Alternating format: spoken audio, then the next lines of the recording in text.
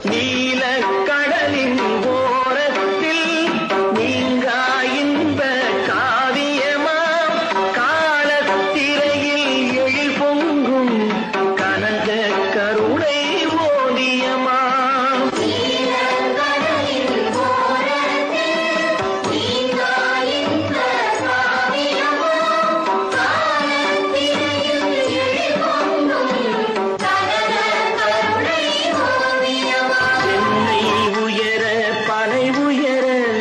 சென்னல் உயர்ந்து கதிர் பெரு